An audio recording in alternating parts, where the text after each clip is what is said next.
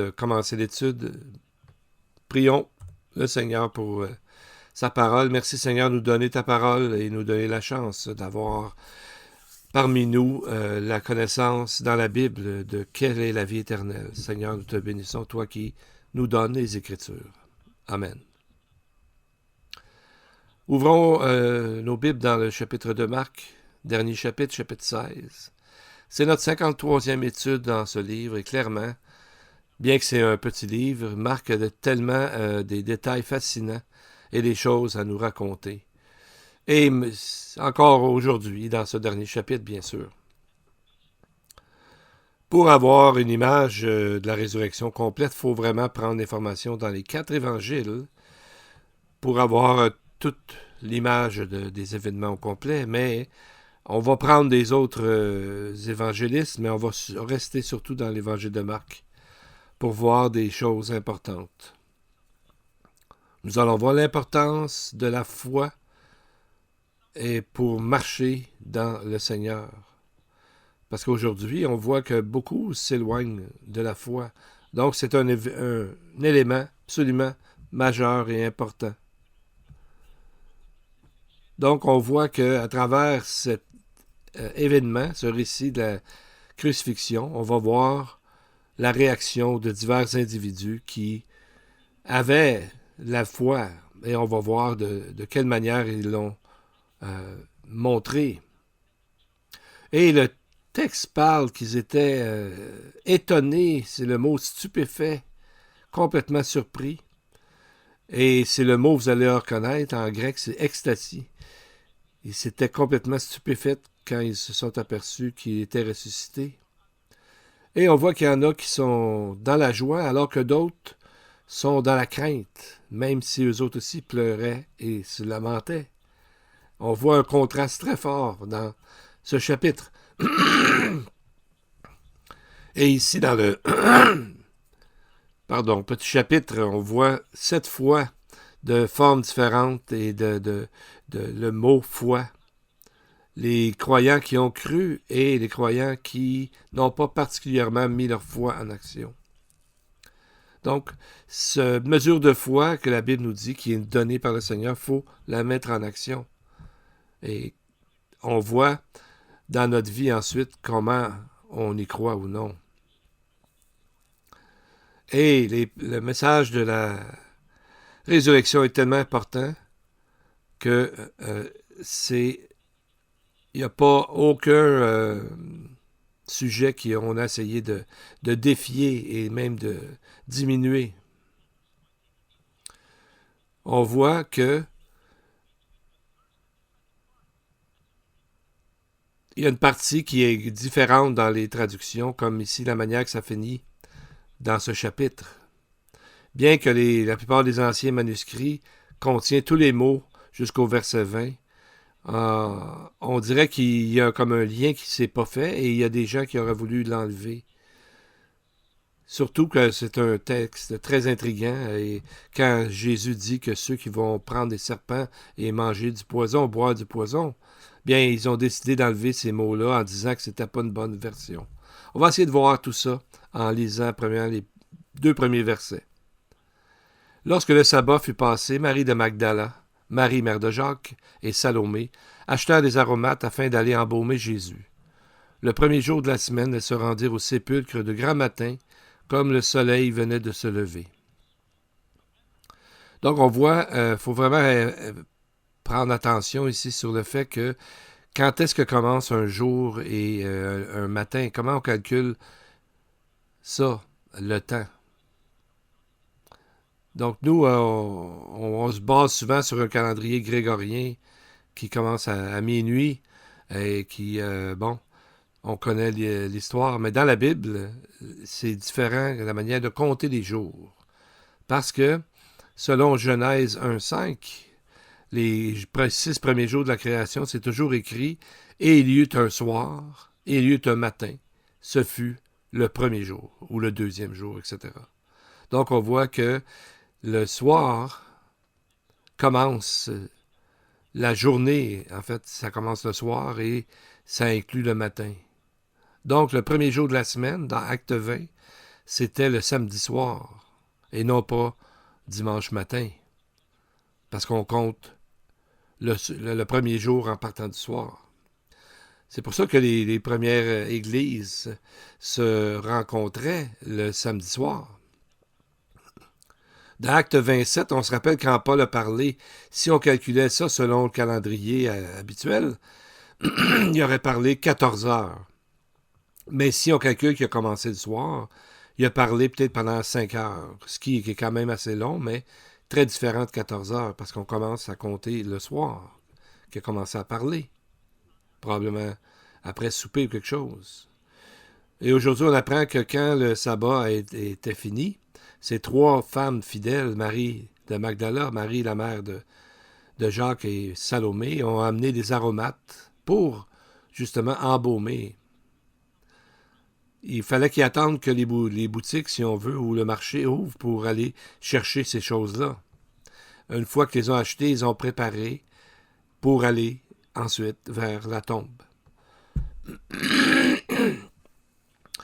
Et ça devait être un jour très, très occupé en Israël parce que c'était le 3e jour après la Pâque, donc le 16e de Nisan.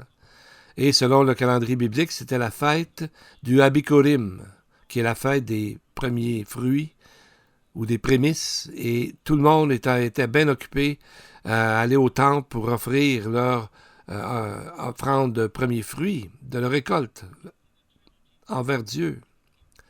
Et c'est une fête très importante que l'on voit. C'est une trilogie des fêtes de la rédemption. On peut voir sur l'écran, on voit la trilogie. Premièrement, il y a la crucifixion, le 14 de Nisan, qui est durant la Pâque. Donc, une journée. Jésus l'a accompli sur la croix. La fête des pains sans levain commençait le sabbat le 15 de Nisan et était gardée pendant 7 jours. Cette fête symbolise la pureté et la pureté, la perfection du Messie et son sacrifice parfait. Mais 3 jours après la Pâque, à l'intérieur de la fête des pains sans levain, arrive la fête des premiers fruits, des prémices, la fête de Abikurim, et c'est là que Jésus est ressuscité pour accomplir justement cette fête. À la Pâque, c'est notre salut, un jour. La fête des pains sans levain, c'est notre sanctification. Et Abikurim, les premiers fruits, un jour, à la résurrection, qui bientôt va arriver pour tous les croyants.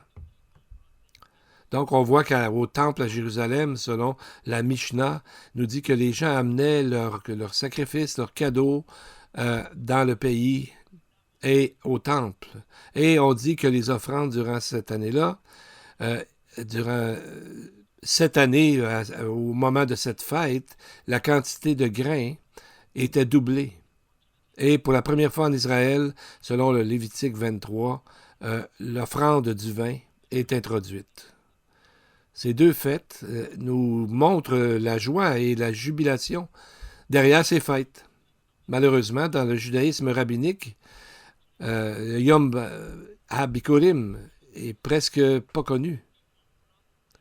Il y a certains juifs qui ne savent même pas que cette fête existe alors qu'elle parle de notre Messie ressuscité. Et durant cette fête, les gens amenaient leur meilleur à Dieu et Dieu donnait leur meilleur pour eux, qui leur a donné, qui nous a donné le Messie pour notre salut. Et pourquoi ça s'appelle les premiers fruits? Pratiquement, c'était la première des premiers fruits de la récolte. Et théologiquement, comme Jésus est ressuscité ce jour-là, il est le premier à être ressuscité pour ne plus jamais mourir. Donc, vers la vie éternelle. Dans la Bible, il y a eu 8 résurrections, par exemple, de Lazare. Mais ces gens-là sont morts à nouveau. Alors que quand Jésus est ressuscité, il est ressuscité pour la vie éternelle. Il ne meurt plus jamais. Et dans ce même sens que les croyants aussi ressusciteront un jour avec lui, pour habiter pour toujours avec lui. Matthieu 27 dit que plusieurs tombes se sont ouvertes et ils sont apparus des gens qui sont ressuscités. Plusieurs corps des saints qui étaient morts ressuscitèrent. Étant sortis des sépulcres, ils entrèrent dans la ville sainte. Donc, après la résurrection de Jésus, il y a eu plusieurs personnes ressuscitées. Donc, c'est arrivé exactement le jour de la fête de Yom HaBikurim. Donc, la fête des prémices. Ce qui nous dit que ce jour-là, Jésus est mort et est ressuscité. Donc, c'est apprenait exactement, justement, le jour, tombé sur le jour du Yom HaBikurim pour accomplir la prophétie qui est derrière cette fête. Parce que, après ça, pour avoir suivi Jésus, ils pouvaient être témoins de, justement, à ce moment-là, l'Esprit plus tard est tombé sur eux, en tant que témoins. Et c'est à ce moment-là que nous sommes rendus dans notre texte, leur détermination et comment ils ont, avec courage, sont allés contre tout ce qu'on pourrait s'attendre, dans le fond. Et alors qu'ils marchaient vers la tombe, ils se rappelaient quelque chose qu'ils avaient vu le jour d'avant. C'est la grosse pierre que Joseph d'Arimathée avait fait fermer l'entrée de la tombe. Elles sont rappelées, au verset 3, elles disent entre elles, « Qui nous roulera la pierre loin de l'entrée du sépulcre? » Donc, ils se demandaient comment elle ferait pour ouvrir la porte. Et en même temps, elle devait se demander où étaient les gardes qui avaient été mis devant la tombe. Parce qu'elle savait qu'il y avait des gardes là. Parce que, vous savez, l'histoire, il avait dit, ben, d'un coup, que les disciples viendraient voler le corps de Jésus, alors, Pilate a dit aux gens, aux soldats, de mettre une garde. Donc, ce qui est impressionnant, c'est qu'il n'y avait rien pour arrêter ces dames-là. Ils étaient convaincus dans leur désir de couvrir d'aromates le corps du Messie, puis ils ont continué, malgré toutes les circonstances alentour. Peut-être qu'ils étaient habitués étant un grand mot, mais s'attendaient à avoir de grands miracles, étant donné qu'ils ont vu Jésus à l'œuvre durant sa vie. Donc, on voit qu'ils sont allés et ils ont eu des récompenses au-delà de tout ce qu'on aurait pu s'attendre. Verset 4. « Et levant les yeux, ils aperçurent que la pierre, qui était très grande, avait été roulée. » Donc, elles ne savaient pas exactement qu'est-ce qui était arrivé, mais par la foi, elles sont allées et c'est ce qu'elles ont été à même de voir. Matthieu nous dit dans un autre texte qu'il y a eu un grand tremblement quand Jésus est mort. Donc, un autre grand tremblement de terre. Le premier, c'est quand Jésus a donné son esprit, et ici, lorsqu'il ressuscite. C'est ça qui est écrit dans le texte, qu'il y a eu un grand tremblement de terre, et les saints, certains se sont réveillés de la mort, ont ressuscité. Et quand ils ont vu l'ange, on dit que son aspect était comme l'éclair et son vêtement blanc comme la neige. Peut-être c'est ce qui avait fait peur aux soldats. En tout cas, il n'était plus là. On voit un des plus beaux passages dans les Écritures. Elles entraient dans le sépulcre. Elles virent un jeune homme assis à droite, vêtu d'une robe blanche, et elles furent épouvantées. Et il leur dit, « Ne vous épouvantez pas. Vous cherchez Jésus de Nazareth qui a été crucifié, et il est ressuscité, et il n'est pas ici. Voici le lieu où on l'avait mis. » Et lorsque l'ange, dans le fond, proclame sa naissance,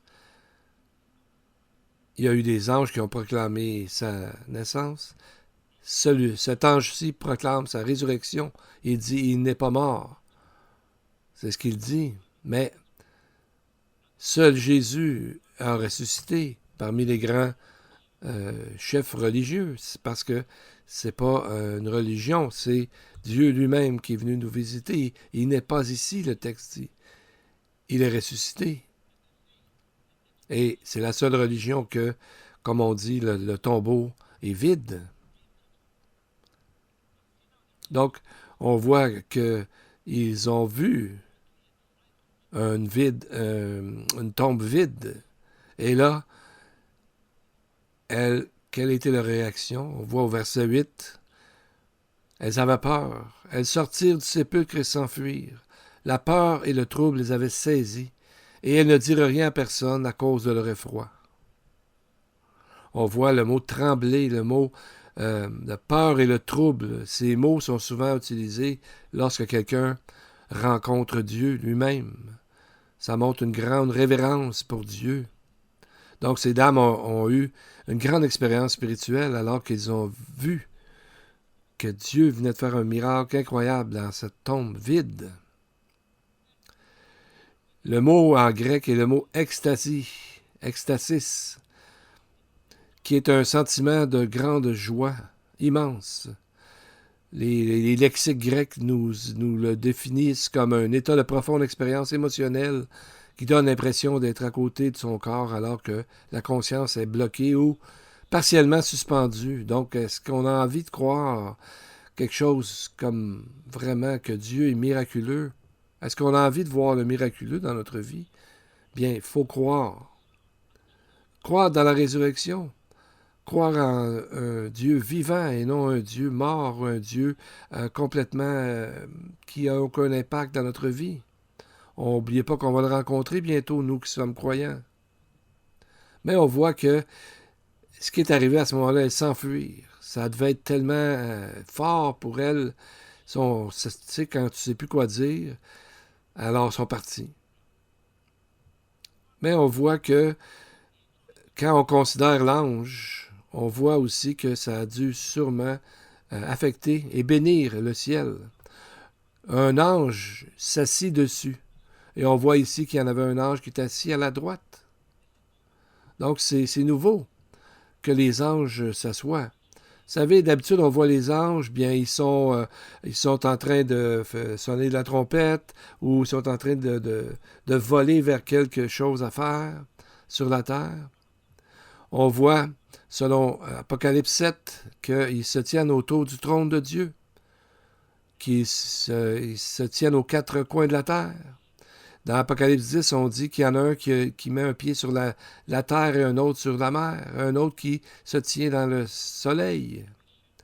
Mais ici, qu'est-ce qu'ils font? Les anges sont assis, tranquillement, à l'intérieur de la tombe et sur un rocher pour expliquer que la résurrection est arrivée, que plus personne ne devrait avoir peur, la mort étant vaincue pour toujours à ce moment-là, et son application finale et totale arrivera plus tard dans le futur. L'important est de se rappeler, il est ressuscité.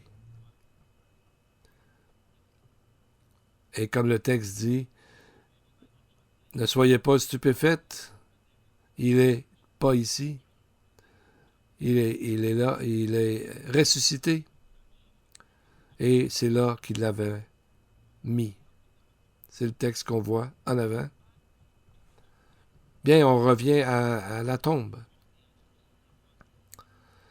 On va voir la plus chanceuse, la plus bénie, Marie de Magdalène.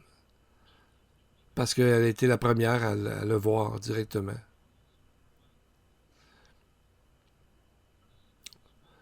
Donc, si on l'appellerait son vrai nom, ça serait Myriam Magdalène, comme le grec le dit. Maintenant, verset 9. Jésus, étant ressuscité le matin du premier jour de la semaine, apparut d'abord à Marie de Magdala, de laquelle il avait chassé 7 démons.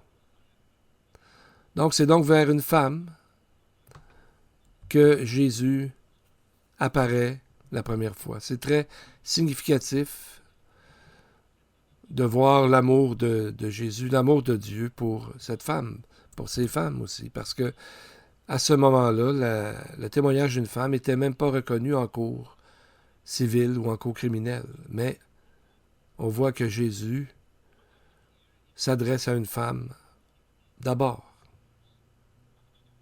C'est quand même quelque chose. Et ensuite, qu'est-ce qui est arrivé dans le verset 9 de Marc 16? C'est qu'au début, les femmes ont été directement voir les disciples pour leur dire au sujet de la résurrection. Mais Marie de Magdala a décidé de revenir à la tombe pour essayer de trouver où ils avaient mis le corps de Jésus. Donc, elle savait sûrement que Jésus avait dit qu'il ressusciterait, donc elle le croyait. Mais selon Daniel 12, elle devait se demander qu'est-ce que c'était la résurrection physique du corps, quelque chose qui arriverait plus tard. À la deuxième venue, nous aurons un corps céleste comme ça. Mais on voit qu'elle retourne vers le sépulcre. Et ils lui dirent, « Femme, pourquoi pleures-tu? » Elle leur répondit, « Parce qu'ils ont enlevé mon Seigneur, et je ne sais où ils l'ont mis. » Donc, elle rencontre une personne qu'on s'aperçoit que c'est un ange, mais elle n'a pas dit qu'ils ont enlevé le Seigneur, mais elle a dit « mon Seigneur ». Pas le Seigneur d'un autre, c'est vraiment l'amour ici qu'elle voit par la foi, c'est son Seigneur.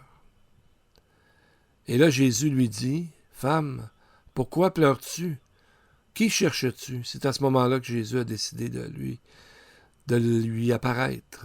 Elle pensait que c'était le jardinier. Bien, théologiquement, elle n'était pas dans l'erreur parce que c'est lui qui est le jardinier et nous sommes les branches. Mais on voit qu'elle n'a pas reconnu tout de suite, mais elle a reconnu tout de suite sa voix dès qu'il a dit son nom. Elle a dit seulement une chose, Rabboni, qui veut dire maître. Donc elle a reconnu sa voix immédiatement, même si ses yeux, à ce moment-là, ne l'ont pas vu comme il était. Donc c'est comme nous, on peut s'imaginer qu'un jour, on va voir Jésus avec nos yeux. On a hâte à ce moment-là, celui qui nous a accompagnés toute notre vie, à travers nos souffrances et nos joies, va être là, avec nous. Et on voit qu'elle voulait l'agripper, s'agripper après lui. Puis il a dit, « Bien, ne me touche pas, je ne suis pas encore monté vers mon Père. » Jean 20, verset 17. Donc, c'est comme s'il disait, le ciel m'attend, il faut que j'aille les voir, mais j'ai pas fini encore je suis pas encore parti. Et le Père aussi l'attendait. Mais elle voulait pas qu'il s'en aille tout de suite. Donc, c'est une grande chance, une grande joie qu'elle a eue de pouvoir expérimenter un moment proche comme ça avec Jésus. Vous savez, ça fait penser à Jacob quand il dit qu'il a vu Dieu face à face et son âme a été sauvée. La Bible dit que dans Genèse 32, qu'il a eu comme un combat avec un homme qui était en fait une théophanie, qui était Dieu qui est apparu comme l'ange de l'Éternel. Et il dit à Jacob, « Laisse-moi aller car l'aurore se lève. » Et Jacob dit, « Je ne te laisserai pas aller avant que tu ne m'aies béni. » Et il a béni Jacob avec un nom qui lui a donné comme nom Israël, qui est mentionné 2583 fois seulement dans la Bible. Pas seulement, mais en tout cas beaucoup. Donc, quand on se tient près du Seigneur, on peut s'attendre à de grandes bénédictions. Pendant ce temps-là, où étaient les disciples? Ils ont manqué toutes ces bénédictions-là. Bien, on nous dit que dans Marc 16, 10, Marie de Magdala est allée porter la nouvelle à ceux qui avaient été avec lui, qui s'affligeaient et pleuraient. Oui, mais en plus, eux autres, il y avait la peur. Parce que dans Jean 20, verset 19, c'est dit à cause de la crainte qu'ils avaient des Juifs. Donc, ils s'affligeaient et pleuraient aussi, mais ils étaient dans la crainte. Ils avaient manqué de foi dans le sens qu'ils ne sont pas retournés à la tombe. On voit Premièrement, en plus, il ne croit pas Marie de Magdala. Et ensuite, il y a eu d'autres femmes qui sont venues leur parler. Ils n'ont pas cru tout de suite. Et qu'il y a eu un couple vers Emmaüs, n'ont pas reconnu Jésus tout de suite. Donc, on voit que ça dépend des gens, l'expérience qu'on a et en rapport avec notre foi. Et au verset 14, il dit « Enfin, il apparut aux 11, pendant qu'ils étaient à table, et il leur reprocha leur incrédulité et la dureté de leur cœur, parce qu'ils n'avaient pas cru ceux qui l'avaient vu ressusciter. » Donc on voit que Jésus leur donne quand même un reproche de ne pas avoir cru assez et d'avoir manqué des bénédictions. Dans nos vies, ça arrive que les croyants, on manque des bénédictions parce qu'on ne met pas notre foi autant en action qu'on devrait. Donc, ils devraient se réjouir au lieu d'être en train de pleurer et se lamenter et s'affliger. Donc, on voit que plus tard, ils feront de grandes choses avec leur foi, mais dans ce moment précis, on voit qu'il y a différents niveaux de foi. La Bible en parle. De la mesure de la foi qu'on vous a donnée, bien, il faut l'utiliser. Donc, comment ça se fait qu'il manquait de foi? Après avoir été avec Jésus tout ce temps, avoir vu tous les miracles, avoir vu, en fait, probablement beaucoup plus que les femmes avaient vu. Heureusement, tout ça était temporaire. Rappelez-vous, quand est arrivée la Pentecôte, ils sont devenus un si grand témoignage qu'ils étaient prêts à mourir, martyrs, pour suivre Jésus. Donc, c'est vraiment la puissance de la réalité de la résurrection était pour eux le moteur, ce qui faisait foi de tout pour avancer. Donc, ils ont décidé de donner leur vie à Jésus et à sa cause, parce qu'il était ressuscité. Et si ça n'avait pas été vrai, il n'aurait été pas prêt à mourir pour continuer un mensonge, mais il était prêt à mourir dès le départ. Parce qu'en prêchant ce qu'il prêchait, il méritait la mort, comme Jésus lui-même avait été mis à mort. Donc on voit que pour Paul, la résurrection de Jésus est l'élément majeur de tous les évangiles, de toutes les épîtres. Et qu'est-ce que Jésus nous a dit avant de partir? Il leur a dit, comme il a dit à nous aussi, « Allez ». En fait, en grec, c'est « en allant ». En allant par tout le monde, prêchant la bonne nouvelle à toute la création. Celui qui croira et qui sera baptisé sera sauvé, mais celui qui ne croira pas sera condamné. Donc, Jésus nous dit « Go, on y va ». C'est le premier mot, « en allant ». Allez. Aujourd'hui, quand on entend ce commandement qui nous est donné à nous aussi, on peut se dire « Comment et où aller ?» Bien, on peut commencer par notre voisin. Commençons par prier pour eux et à leur démontrer de l'amour, les aider dans ce qu'ils vivent. Le Seigneur nous donne le commandement d'aller. Et en plus, il dit, celui qui ne croira pas sera condamné. Ce sont ces mots à Jésus pour le monde. C'est clair que quiconque ne croira pas sera condamné. Il y en a qui se plaignent, ils protestent en entendant ces mots-là, mais si Jésus ne l'avait pas dit comme ça, je pense pas que moi j'aurais cru personnellement. C'est qu'il met tout clairement, il nous dit la vérité, mais c'est notre choix à nous ensuite de mettre notre foi ou non dans ce qu'il nous dit. Donc c'est des choses qu'il faut regarder, comme par exemple les Écritures, approfondir les Écritures et les prophéties qui parlent de sa première venue et sa seconde venue. Tout est écrit. Dans la suite de notre texte, les versets 17 et 18, la finale, on voit 5 grands signes qui sont promis qu'ils arriveront aux disciples. Voici les miracles qui accompagneront ceux qui auront cru en mon nom. Ils chasseront les démons, parleront de nouvelles langues, saisiront des serpents. S'ils boivent un breuvage mortel, il ne leur fera point de mal. Ils imposeront les mains aux malades, et les malades seront guéris. Il y en a qui ont été dérangés par ces mots. Ils ont essayé de les enlever dans les Écritures. Mais ces versets n'enseignent pas de boire du poison ou de se promener avec des serpents pour prouver que vous êtes un croyant. C'est très loin du texte. Mais c'est mentionné qu'il y a des langues. C'est parce que le langage, la barrière du langage a été à ce moment-là enlevée.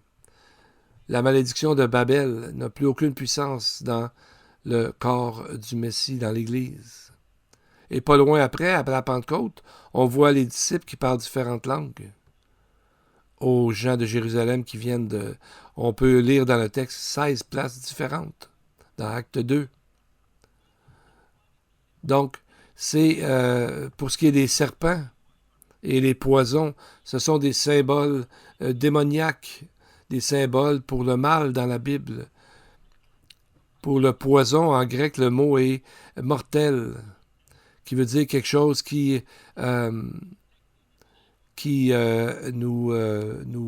pourrait nous tomber dessus, mais en Jésus, la mort n'est qu'une mort physique. Donc nous sommes spirituellement pleinement protégés en Jésus de tout ce poison, de tout ce qui nous emmènerait à la mort physique. C'est ce que le texte, dans le fond, veut nous dire, que les forces du mal n'ont aucune puissance sur nous. C'est ça, dans le fond, que le texte nous dit. Vous savez, quand Paul dit plus loin, « Rien ne pourra nous séparer de l'amour du Messie ». C'est une façon de le dire d'une autre manière. Et ensuite, on dit que, versets 19 et 20, la conclusion, « Le Seigneur, après leur avoir parlé, fut enlevé au ciel, et il s'assit à la droite de Dieu. Et ils s'en allèrent prêcher partout. Le Seigneur là, travaillait avec eux et confirmait la parole par les miracles qui l'accompagnaient. » Donc, après la résurrection, on nous dit que Jésus est enlevé au ciel et il s'assit à la droite de Dieu. On parle ici de l'ascension qui est arrivée 40 jours après, alors qu'il était sur le mont des Oliviers. On l'a vu partir. Et il a dit qu'il reviendrait de la même façon. Il est assis à la droite maintenant de Dieu parce qu'il est notre souverain sacrificateur. Tout cela veut dire que rien ne peut arriver à un croyant que Dieu ne l'a pas permis ou voulu. Et à travers sa sagesse, il peut nous aider. Mais c'est à nous de mettre notre foi en marche. Comment on peut faire aujourd'hui pour parler à ce monde? On peut parler des prophéties qui sont arrivées déjà et celles qui sont en train de se dérouler sous nos yeux. Mais le meilleur message qu'on peut donner, c'est quoi? C'est nous-mêmes. De la façon que nous vivons nos vies, est-ce que Dieu se reflète dans nos vies? C'est ce que les gens à l'extérieur voient en premier et examinent. Pas seulement ce qu'on dit, mais ce que l'on fait. Les gens regardent si ce que nous faisons correspond à ce que nous disons. Alors nous avons le commandement et l'Esprit nous aide à accomplir ce commandement et obéir, d'aller partout et de prêcher la bonne nouvelle à toute la création. Courbons nos têtes et prions.